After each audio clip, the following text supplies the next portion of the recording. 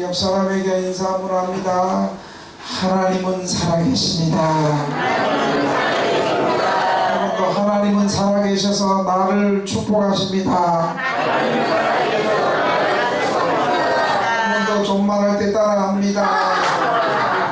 이빨 다 뽑기 전에 따라합니다. 믿음으로 한번 해보세요. 하나님은 살아계셔서 나를 회복시키십니다. 아멘. 예수님께서 계속 지난주에 이어서도 계속해서 날마다 성전에서 하나님의 말씀을 가르치시고 복음을 전하고 계시고 있습니다. 정확하게 말하면 오늘 본문은 고난주간 3일째 되는 화요일에 있었던 사건이에요. 고난주간 첫째 날은 예수님이 예루살렘에 입성하신 날이 첫째 날이고, 둘째 날은 예수님께서 이제 예루살렘 성전에 들어가시고서, 성전에 들어가니까 과가 아닌가, 성전에 들어가니까 아멘도 안 하지, 강사 째려보지. 그리고 거기서 성전이 하나님 앞에 기도해야 되고 예배를 드려야 될 그런 성전이 장사치들이 그냥 장사하고 돈 바꾸고 비둘기 바꾸고 그냥 강도의 소굴이 돼요. 그래서 예수님께서 그것을 성전을 청결케 하신 날이 둘째 날. 성전을 강도의 구렬이 되어 있는 그 성전을 예수님이 다 정결케 한 다음에 이 성전은 만일을 위한 기도의 자리다. 이렇게 기도의 자리다. 성전이 뭐 하는 데라고요? 기도. 성전은 하나님 앞에 나와서 한 주간 동안 인생의 무거운 짐을 지고 또 제약의 짐을 지고 그런 어려운 모든 짐을 가지고 하나님 앞에 나와서 예배드리고, 그리고 하나님의 말씀을 통해서 우리의 영혼이 새롭게 되고 죽은 영혼이 살아나고 하나님을 새롭게 만나고 은혜를 받고 하나님 성. 그래서 그 성전의 본연의 기능을 예수님께서 회복시켜 주셨습니다. 이게 둘째 날. 그러니까 그리고 셋째 날 하나님 말씀을 가르치니까 이 종교 지도자라는 것들이 나와가지고 네가 무슨 권세로 성전을 그렇게 우리의 밥줄을 다 끌어놓느냐 하고 사실은 그렇게 얘기하는 거예요. 그래서 예수님께서 그때부터 계속 세 가지를 말씀하시는, 세 가지 논제로, 하나는 악한 농부 비유를 통해서 너희 종교 지도자 너희들이 정말 악한 농부다. 악한 농부 비유를 말씀하시고 또 세금의 문제를 말씀하시고, 지난 시간에 부활 문제를, 부활에 대한 질문을 통해서 예수님께서 종교 지도자와 예수님 앞에 모인 일반 백성들에게 하나님의 말씀을 가르치시고 하나님의 복음을 가르쳤어요. 그리고 오늘 본문은 성전들 안에 있었던 과부의, 가난한 과부가 헌금하고 부자들이 헌금하는 그 헌금 넣는 것을 보시면서 우리에게 또 말씀하십니다.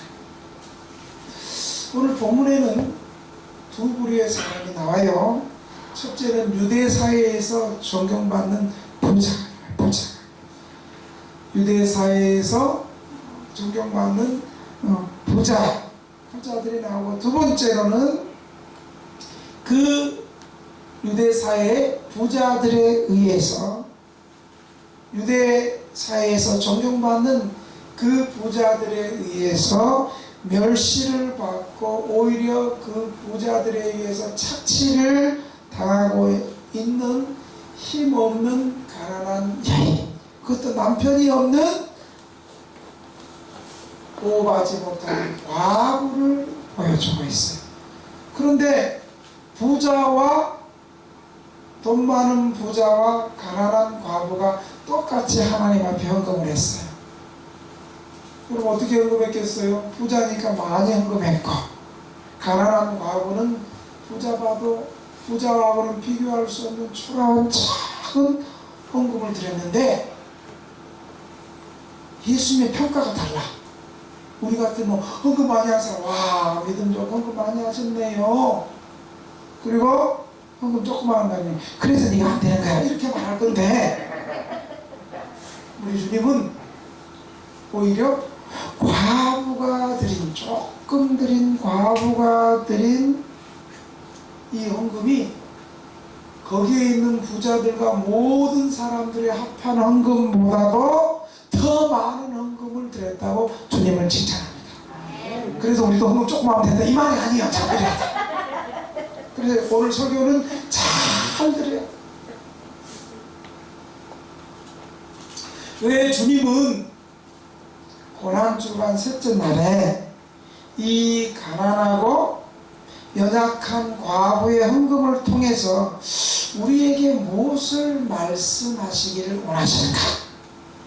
그리고 서기관들과 종교 지도자들로 대표되는 종교 지도자들이 빠져있는 위선과 거짓을 책망하면서, 그리고 그 종교 지도자들로부터 무시받고 착취당하는 이 가난한 과부의 헌금을 서로 비교하면서 오히려 하나님 앞에 올바른 헌신이 무엇이고 하나님 앞에서 기뻐하시고 칭찬하시는 헌금이 무엇인가 우리에게 도전합니다. 여러분, 종교 지도자들의 위선은 뭐예요? 그 전에 우리가 성경을 안 읽었는데, 이들은 화려한 복장을 입고 스스로 허세를 부리면서 높은 자리에 앉기를 탐내고, 오히려 겉으로는 과부들 도와주는 척하면서 실제로는 과부의 재산을 호시탐탐 노리면서 빼앗으려는 사람들이었어요. 그리고 하나님과 상관없이 남에게 보이려고 길게 기도하는 위선적인 생활, 종교 생활을 하는 사람들이 바로 당시의 종교 지도자들, 서기관들로 대표되는 사람이었어요. 반면에 가장 힘없고 사람들로부터 보호를 받지 못하는 가난한 과부의 두 랩돈, 이따 랩돈이 뭔가 설명하겠어요. 두 랩돈의 헌금을 통해서 하나님 앞에 진정한 헌금이 무엇인가, 진정한 헌신이 무엇인가.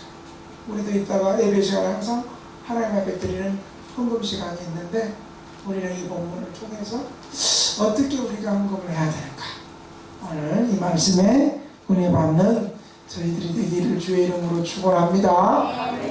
그동안 헌금 생활을 잘했다고 생각하는 사람도, 그동안 나는 헌금 생활이 좀 부족했다는 사람도, 그동안 여러분들이 갖고 있던 모든 거 다 내려놓고 오늘 본문이 말하는 헌금 생활은 과연 하나님이 종교 지도자들보다도 이 과부의 헌금을 기뻐했는데, 과연 이 헌금 생활이 과연 어떤 것이고, 우리는 앞으로 이 본문을 통해서 어떻게 하나님 앞에 헌신해야 되는가를 저와 여러분이 은혜 받는 시간 되기를 주의 이름으로 축원합니다.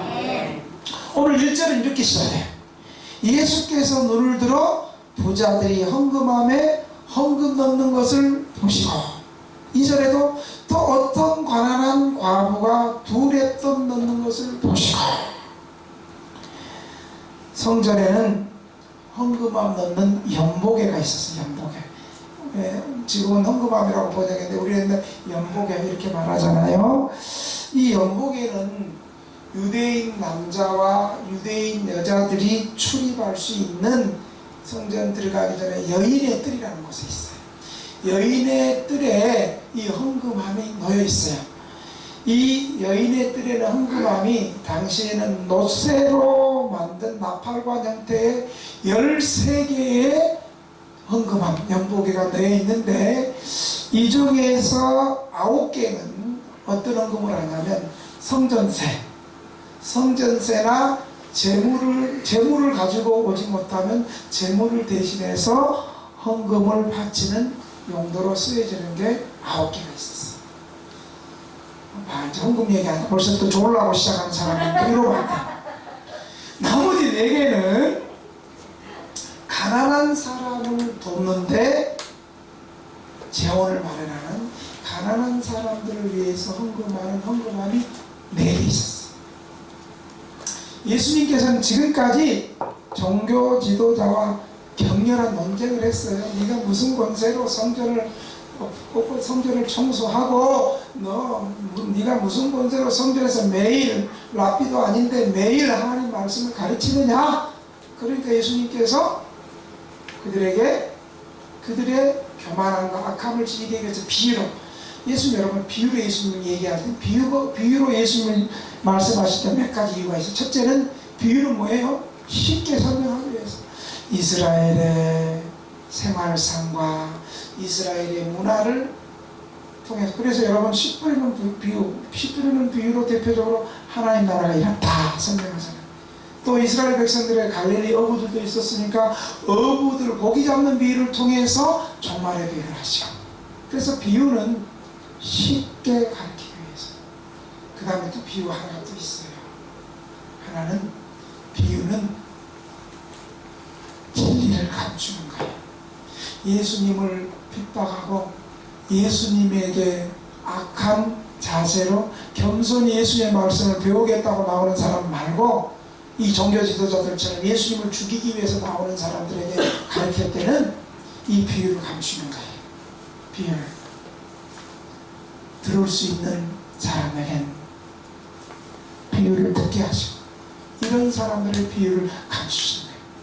그래서 오늘 그 전에 본문에도 예수님 계속 말씀 가르칠 때도 악한 포도원 농부 비유 말씀하십니다. 악한 포도원 농부의 악한 포도원들은, 이 소작농들은 주인이 포도원 1년 동안 농사하고 받으러 오면 주인의 종들도 죽이고 세 번씩 죽이니까, 그래서 어쩔 수 없이 주인의 아들을 또 보내 또 죽이고, 그 죽인 사람들이 바로 종교 지도자들, 약한 사람들. 그러니까 니네가 이 소작농처럼 죽인 나쁜 놈들이다 이렇게 대놓고 말할 수는 없잖아요. 그러니까 비유로 니네가 사실 악한 사람들, 비유로 말씀하시고, 그래서 예수님께서 악한 포도원도 비유. 여러분 어떨 때는 목사가 직선적으로 얘기하는 게 좋은 거예요. 근데 직선적으로 얘기하면 시험 들고 이런 사람들에게는 또 둘러서 얘기하는 거예요. 여러분 가장 좋은 것은 뭐 길게 얘기하고 둘러서 그걸 누구누구 비유드는 게 아니라 당신은 이렇게 하세요. 이게 좋은 거거든요. 근데 당신은 이렇게 사세요. 당신은 믿음으로 사세요. 당신은 11조 생활하세요. 당신은 주일 성수하세요. 이렇게 말하면 아멘 그렇게 하겠습니다. 이게 좋은 관계인데, 이게 안 되는 사람에게는 이제 둘러서 얘기하는 거예요. 경마장 가지 마세요. 좋게 얘기하면 좋은데 그게 안 되니까 우리는 주일날 하나님 앞에 예배드리는데 말들이 얼마나 불쌍해요. 우리는 하나님 말씀 들으면서 맛있게 식사하는데 아이고 말들이 너무 불쌍해요. 나는 말 맞으러 가야 되겠어요. 이러면 안 된다는 거죠. 둘러서 얘기하는 거예요. 예수님께서 둘러서 비유로 말씀하시고, 성전세 말씀하시고, 부활에 대한 문제 말씀하시고, 바리새인들의 악한 걸 얘기하시면서 오늘 이제 논쟁을 감추면서 마치 성전에 보니까 부자들이 헌금하고 가난한 과부가 헌금하는 그 헌금을 보면서 헌금을 드리는 것을 예수님이 면밀히 관찰하시면서 오늘 참된 헌신이 무엇인가 말해줘야겠다. 그러면서 예수님 말씀하십니다. 여러분 헌금이 뭐예요? 헌금이 왜 해요? 대답 못하는 사람은 헌금 모르는 거예요. 헌금은 모르면 헌금은 예배 순서 가운데 있어서 합니다. 이것도 맞는 말이에요. 그래서 진짜 예배에는 이 헌금수수가. 여러분 구약시대도 하나님 앞에 나올 때 빈손으로 안 나오고 재물을 가지고 나왔어요. 예배 시간에는 항상 재물이 있어요. 예배. 그래서 오전 예배고 오후 예배 정예면 기도해, 말씀 강해. 이럴 때는 헌금 없잖아요. 그러나 예배라 그러면 헌금이 있어요. 그래서 여러분 구약의 가난한 사람들은 재물 갖고 올 수 있도록, 부자들은 소, 양 이런 비싼 거 잡아왔지만 가난한 사람들을 위해서는 그냥 집에서 키우는 비둘기도 가지고 왔고, 또 집에서 비둘기 못 키우는 가난한 사람은 산에 가서 비둘기 잡아서 오고, 너무너무 똥구멍 째지도록 가난한 사람은 비둘기가 아니고 재물이 아니고 곡물, 농사짓는 곡물을 가지고. 그러니까 하나님께서 그 사람의 형편과 구약에 다 배려해서 그 사람이 할 수 있을 만큼, 부자들은 부자들만큼, 힘 닿는 만큼 할 수 있는 사람은 가난한 사람은 그들의 형편을 배려해서. 그러니까 빈손으로 왔어요. 이것은 사실은 하나님 앞에 바른 태도는 아닌 거예요. 여러분 헌금이 뭐예요? 헌금은 어떤 사람이 들어요? 하나님의 은혜에 대한 감사를 깨달은 사람들이 하나님의 은혜에 대한 감사 때문에 하나님 앞에 드리고 싶고, 하나님 앞에 섬기고 싶고, 하나님에 대한 헌금이, 섬김과 헌신이 헌금으로 나타나는 거예요. 다시 말하면 하나님의 은혜 가운데 살아가는 내 삶은 다 하나님이 도우시고, 하나님이 보살펴 주시고, 하나님이 살려주셔서 나보다 젊고 똑똑한 사람들, 죽은 사람들 많이 있는데 하나님 지금까지 하나님의 은혜로 나를 살려주셔서 내가 이 자리에 앉게 하신 것 감사합니다. 그런 마음으로 하나님 앞에 헌금하고 있는 거예요. 사실 이 헌금이라는 것은 내 삶의 모든 삶의 전체와 기반과 근거와 지금까지 살아있는 것이 하나님 때문입니다. 하나님이 도우셨습니다. 그래서 지금까지 내 삶은 하나님의 은혜로 말미암아 지탱되고 지금까지 나온 겁니다. 따라서 나와 내 모든 것은 내 것이 아니고 내 삶 전체가 오직 주님의 것입니다 라는 믿음의 고백이 헌금으로 나타나는 거예요.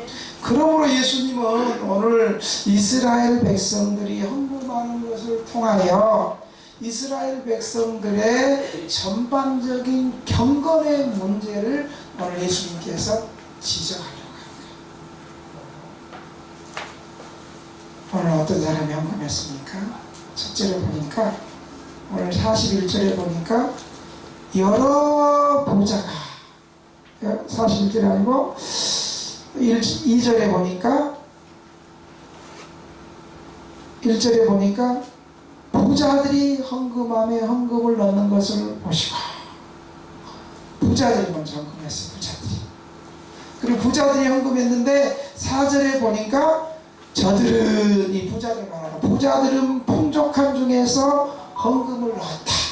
예수님께서는 부자들의 헌금을 얘기하는 거예요. 부자들이 헌금했는데 저들은 풍족한 가운데 헌금했다라고 얘기하는 거예요. 자, 부자들은 어떻게 헌금했느냐? 부자들은 물질이 남아 넘쳐가지고, 물질이 남아 넘치는 가운데 일부를 드렸다는 거예요. 그러니까 더 많은 돈은 남겨두고, 그 풍족한 가운데 더 많은 돈은 남겨두고 드렸던 그 헌금도 많은 헌금이었어요. 즉 풍족한 돈은 남기고 자기 재산 중에 일부를 쉽게 넣었어요.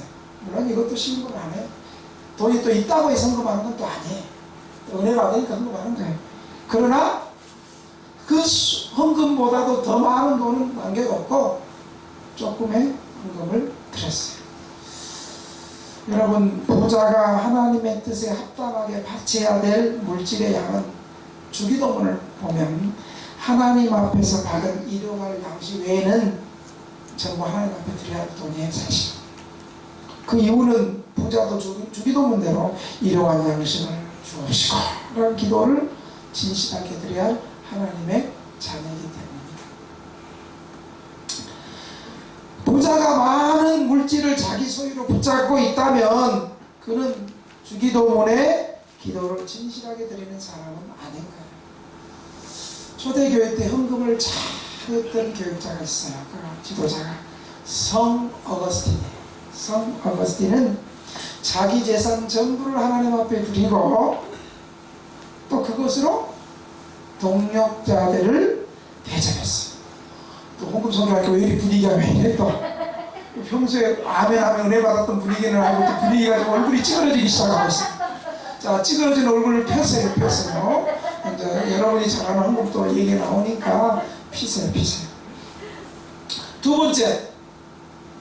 번째 가난한 사람이 헌금을 했는데 여러분 잘 들으시기 바랍니다. 가난한 과부는 보니까 2절에 보니까 또 어떤 가난한 과부, 여러분 과부도 부자 과부가 있고 가난한 과부가 있어요.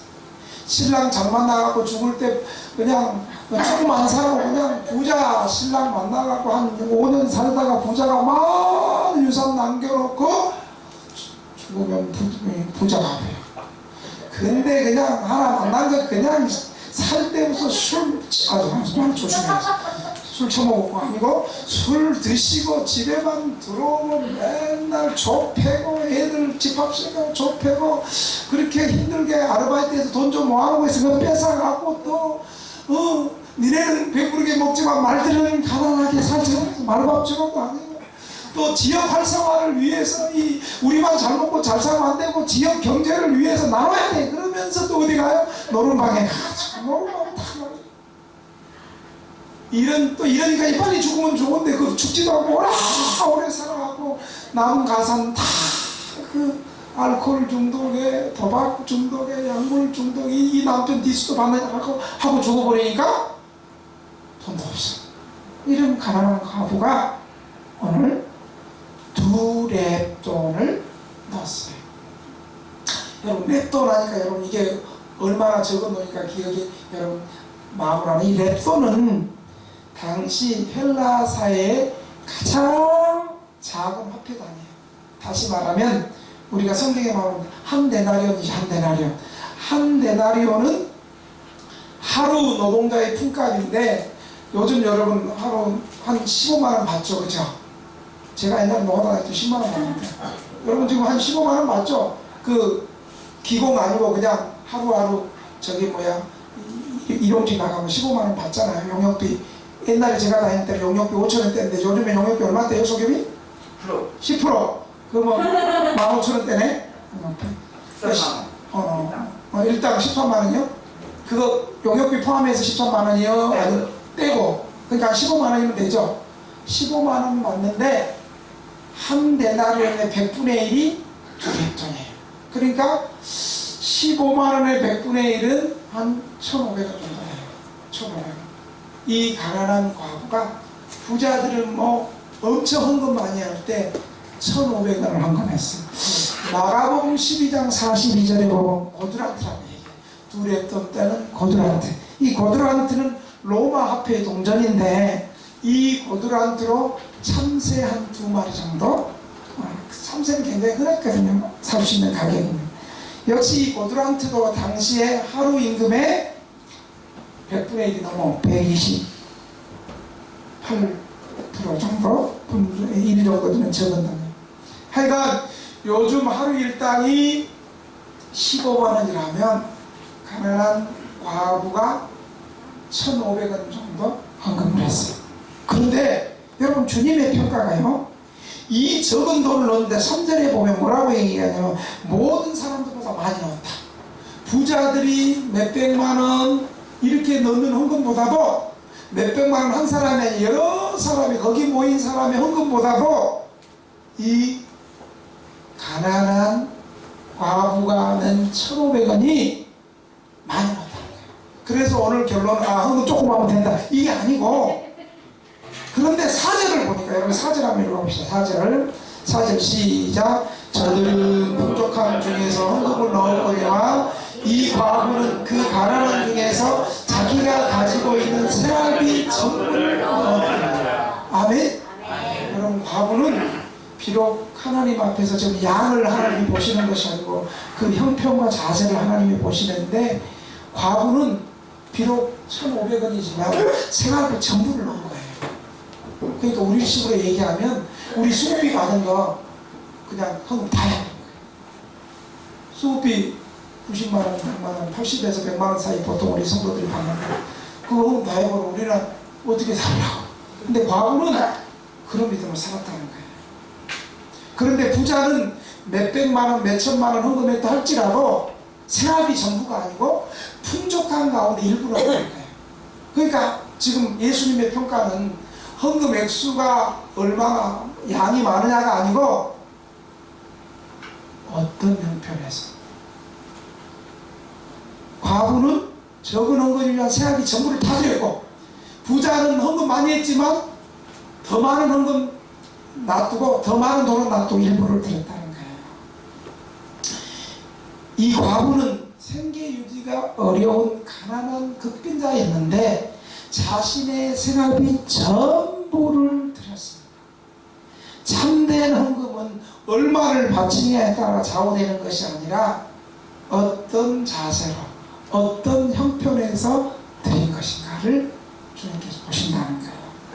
이 과부는 자기가 살아가기에 필요한 모든 것, 자기 생존에 필요한 것까지 하나도 빠짐없이 전부를 드립니다. 참된 헌금이라는 것은 자신의 생존을 포함하여 자기의 모든 것을 전부를 하나님 앞에 드리는 것이라고 주님은 지금 과부의 헌금을 칭찬하십니다. 이 과부가 바친 헌금의 액수는 동전 2립, 현대로 여러분 1,500원에 지나지 않았지만 부자의 헌금에 비교할 수 없을 정도의 부족하고 하찮은 헌금이었지만 하나님께 자신의 모든 것을 다 바쳤습니다. 주님이 평가하실 때는 적지만 가장 많이 드린 헌금이었고, 그것에 모인 모든 사람들이 드린 모든 헌금보다도 더 큰 헌금이라고 예수님은 칭찬하셨습니다. 오늘 여러분 이 과부의 헌금을 통해서 우리는 한 3가지를 배워요. 3가지. 앞으로 여러분 헌금하실 때 한 3가지 자세. 첫째, 과부는 모험적인 신앙을 보여줍니다. 과부만큼 외롭고 인간적으로 의지할 때도 없어요. 남편이 돈 벌어서 갖다 주는 것도 아니고. 그런데 과부는 지금 외롭고 돈 없어도 과부는 하나님 믿는 것만으로 족하게 여겼습니다. 하나님이, 내 남편도 없고 내 수입도 없지만 하나님이 내 남편이 되시고 하나님이 내 재산 되시니까 하나님 한 분만으로 나는 만족한다. 그는 생활이 어려운 위험을 도무지 두려워하지 않았습니다. 고드란트, 랩돈 2개밖에 없지만 이거 바치고 나면 당장 손가락 빨아야 되고 먹을 거 없지만 그 생활의 어려움을 도무지 두려워하지 않았습니다. 신자들 중에서는 이 경제적인 것 때문에 어떤 사람 그러잖아요. 돈이 없어서 교회 못 나간다. 여러분 돈 없으니까 나와야 돼. 내가 건강이 안 좋으니까 못 나간다. 건강이 안 좋으니까 나가야 돼. 외로워서 못 나온다. 외로우니까 나가야 돼. 저 새끼 보기 싫어서 못 나온다. 그래서 나가야 돼. 이 과부는 생활비 전부를 하나님께 바쳤으니 예수님께서 마음을 다하고 목숨을 다하고 뜻을 다하고 주 너의 하나님을 사랑하라는 이 계명을 과부는 실천합니다. 여러분, 물론 이 말씀은 우리가 하나님께 헌금을 드릴 때 우리 소유 전부를 다 팔아서 헌금함에 넣어야 된다는 뜻은 아니에요. 다만 참된 헌금은 내 전부를 하나님께 드리는 믿음의 표현이고 믿음의 고백이 되어야 된다는 거예요. 나는 더 이상 내 것이 아니요 예수님의 피로 값주고 사신 주님의 소유다. 나는 더 이상 내 뜻대로 나를 위해서 사는 자가 아니라 주님이 십자가에서 피 흘려 죽으심으로 나를 사셨으니까 나는 주님의 뜻대로 이제 살아야 된다. 그 삶이 바뀌어요. 옛날에는 물질도 나를 위해서 쓰고 내 가족을 위해서 쓰고 나만을 위해서 썼는데 이제는 이게 물질이 바뀌어야 돼요. 주님을 위해서, 하나님의 교회를 위해서, 어려운 사람을 위해서, 복음을 위해서 이렇게 사는 것이 주님을 향해 사는 거예요. 왜요? 지금까지 내 모습, 내 삶이 지금까지 여기 올 때까지 내 모든 인생이, 내 생존이, 내 마음과 영혼과 육신 전부가 오직 주의 뜻대로 주를 위해 바쳐지겠습니다 라는 이런 믿음의 표현이 헌금으로 나타나는 거예요. 이까지가 돈 없으면 어때? 하나님이 지금까지 내 생명 보존해 주셨고, 나 같은 사람, 나보다 더 잘나고 똑똑한 사람 많은데 그래도 부족한 나를 하나님의 백성, 천국 백성으로 택해서 구원해 주셨는데 뭐 이까짓 게 뭐가 아까우랴, 이런 마음으로 헌금했다는 거예요.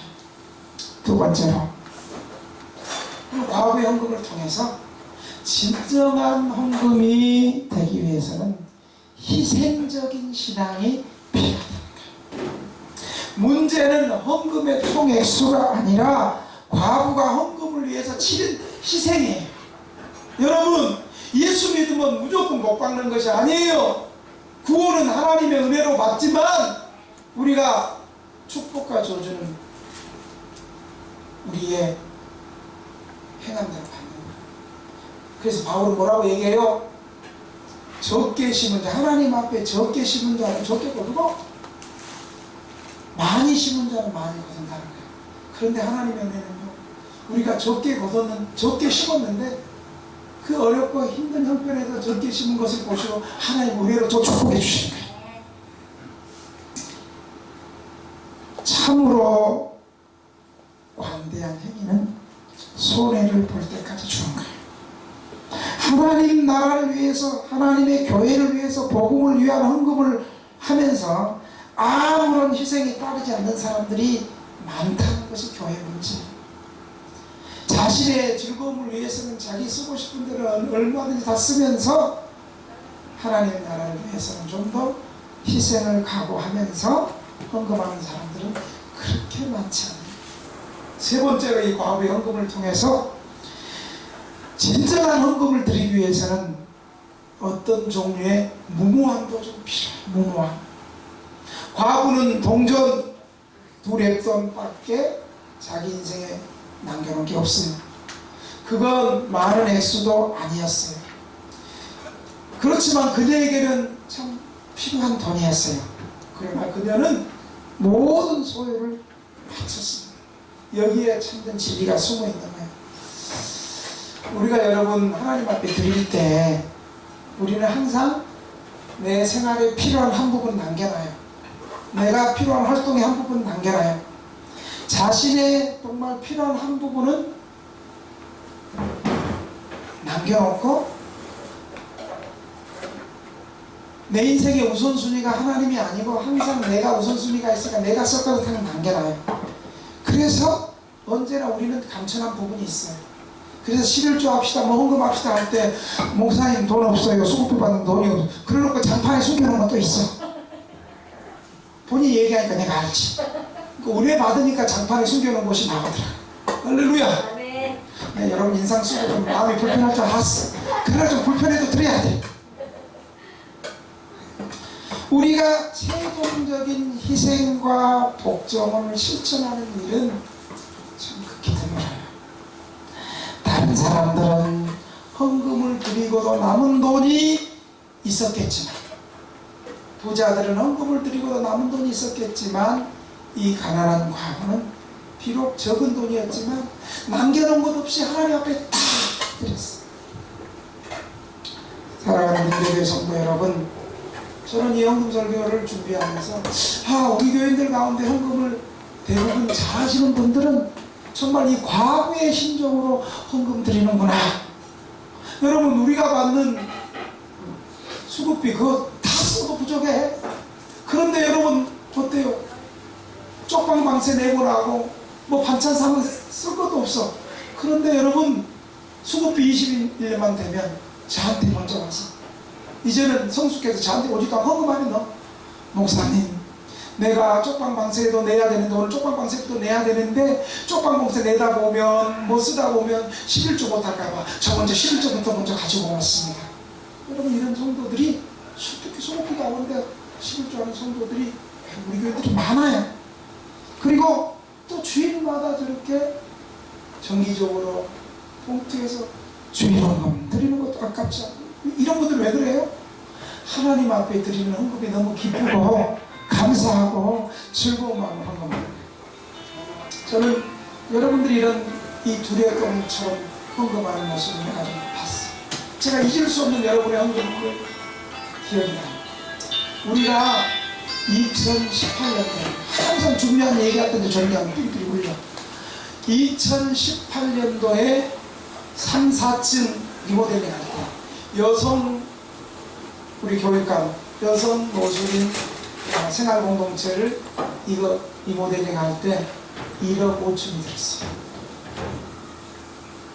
그 후에 나온 사람들은 앞으로 기회가 있으면 하시고요. 그 전에 나왔던 사람들은 제가 기도합시다 라고 헌금하자 소리 먼저 안 했어요. 그랬더니 어떤 분이 찾아왔어요. 어떤 분이 수급자 부부인데, 그분도 수급자 부부예요. 250만 원을 갖고 찾아왔어요. 목사님, 여기 리모델링 한다는데 1억 5천 드는데 왜 헌금하자 소리 안 합니까? 제가 그래서 250만 원을 가져갔다. 아니, 두 분 다 수급자 부부인데 이거 어떡하라 그럽니까? 그랬더니 목사님 설교 시간에 그랬잖아요. 없는 사람일수록 심어야 된다. 내가 없으니까 나 심어서 복을 받을래. 250만 원. 또 어떤 분은요, 똑같은 수급자인데, 어떤 분은 똑같은 우리처럼 수급비 받는데, 목사님, 왜 이 리모델링이 안 됐는데 헌금하자 소리 안 합니까? 그러면서 저는 목사님 아니 나 수급자입니다. 그러나 목사님 헌금하자 그러면 나 한 달 수급비 드리겠습니다. 그 당시 한 달 수급비는 지금처럼 8, 90만 원, 50에서 60. 내가 65만 원. 내 한 달 수급비 50만 원을 드리든지 100만 원을 드릴 테니까 헌금하자 그러시. 또 어떤 분은 노숙자로 와서 여기서 회복되고 일을 하는 분인데 300만 원을 가져. 아마 한 달 월급을 가져온 것 같아. 한 달 월급을 가져가서 이 리모델링을 써버려. 그래서 제가 그때 우리 성도들이 정말 교회 사랑하고 이런 과거에 두렵던 같은 헌금을 하는구나. 그러면서 제가 이제 교인들에게 그때 2018년에 얘기했어요. 여러분, 우리 리모델링 1억 5천 공사를 앞두고 여러분 소수의 성도들이 이런 헌금들을 했는데, 여러분 우리가 이 3, 4층 공사는 남교회가 아니고 우리 교회 아니냐. 우리 교회가 사용할 건데 우리가 먼저 헌금하고 나머지 부분 하나님이 도와달라고 그렇게 기도해야 되지 않겠냐고. 성경에 보니까 5,000명을 먹이고 12광절이 먹였던 베세다 광야에서 오병이어의 기적은 한 보잘것없는 지극히 어린 한 어린아이의 도시락 하나, 보리떡 5개, 적은 물고기 2마리로 이전 기적의 역사가 있는데, 우리가 최선을 다해서 정말 정성껏 우리가 이런 헌금을 드리면 하나님이 역사하실 것입니다. 그런데요, 여러분, 내가 봤어요. 우리 수급자들은 그렇게 헌금하는데, 우리 그 당시에 집주인들이 한두 명 나왔어요. 집주인들. 자기들끼리 아무개야, 네 헌금 얼마 할 거야? 네 헌금 얼마? 그러더니 막상 뚜껑 열어보니까요, 42명이 참 그분들이 참여했거든요. 거의 4,500만 원은 거의 나왔어요. 우리 가난한 성도, 왜 후원이 아니요? 우리 가난한 성도들, 수급 받는 성도들은 50만 원, 100만 원, 250만 원, 300만 원, 집 없는 사람들은 1,000만 원 이렇게 헌금하는데, 집주인들 네 얼마 할게 그러더니 헌금 얼마인지 아세요? 3만 원하고 5만 원 했습니다. 그 집에 세대로 사는 사람 50만 원, 100만 원씩 그렇게 헌금했는데, 그때 내가 정말 우리 성도들이 과거에 두렵던 같은 헌금을 하는 거예요. 그때 제가 생각하는 게 있었어요. 헌금은 돈이 있어서 하는 것도 아니고 돈이 없어서 하는 것이 아니구나. 헌금은 정말 하나님께 은혜를 받은 사람이 감사해서 믿음으로 하는 거구나.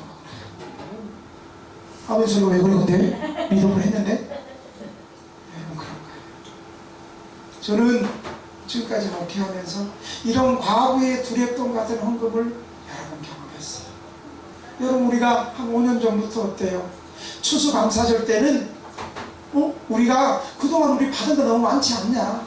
국가로부터 수업비도 받고 교회로부터 구제받고 큰 기업으로도 너무 구제받는데 우리 추수감사절만큼은 우리 교회를 후원하는 교회들도 추수감사절에 들어온 과일을 헌금하고 추수감사절 때 들어왔던 헌금을 그 헌금 가지고 가난한 교회들 이렇게 배분하면서 우리 교회도 배분해준 그 헌금을 보내주고 그러니까 우리 교회도 추수감사절만큼은 우리 교회들 말고 외부에 있는 어려운 교회들 외부에 있는 어려운 사람들 도웁시다.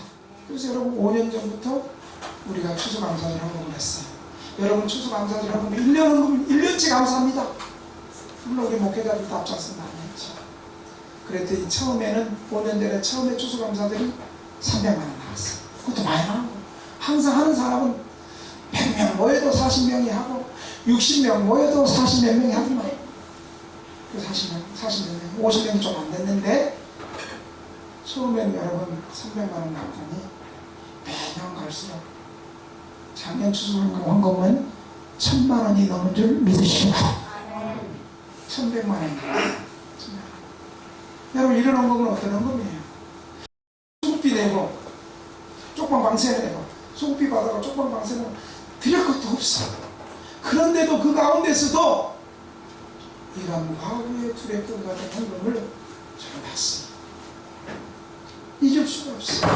여러분 어때요? 우리가 리모델링 1억 5천 할 때 우리가 한 거의 5천만 원 헌금 나오고 우리가 기도하니까 우리가 하나님 앞에 드리고 기도했더니 하나님께서 전혀 생각지 않는 그런 교회들을 통해서 여러분 제가 또 헌금해 주세요 돌아다니면서 뭐 후원편지 보내고 그런 사람 그런 거 안 하는 사람이죠.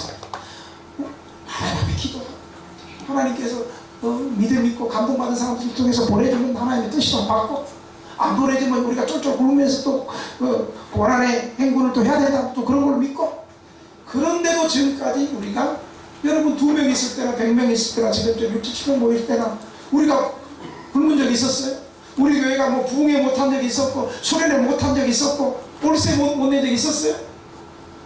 하나님께서 과거에 두렵던 같은 진실한 헌금을 하니까 하나님이 책임져 주시고 축복해 주신 줄 여러분 믿으시기 바랍니다. 그래서 여러분 제가 집회 나가면 무슨 얘기 하겠어요? 우리 교회들은 가난한 쪽방 주민이고 노숙인으로 시작했지만 하나님의 은혜로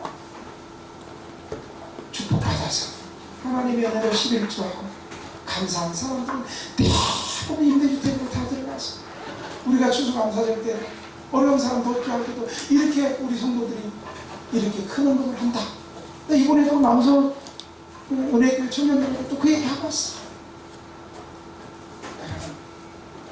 이번 시간을 통해서 우리들이 헌금 생활이 정말 하나님의 은혜에 감사해요. 눈치 봐서 주머니 넣었는데 10,000원짜리 넣으면 손떨이 5,000원 나오네고 1,000원짜리 내고 그러지 말고 그냥 손 뽑았는데 50,000원짜리 걸리면 주면 그동안 밀린 거 하나님 한꺼번에 세금부터 내요. 아멘 하면서 주요. 그런 마음의 태도 과거 같은 그런 신앙의 결단을 하면 여러분이 복을 받는 그런 축복의 사람들이 되기를 주의 이름으로 축원합니다.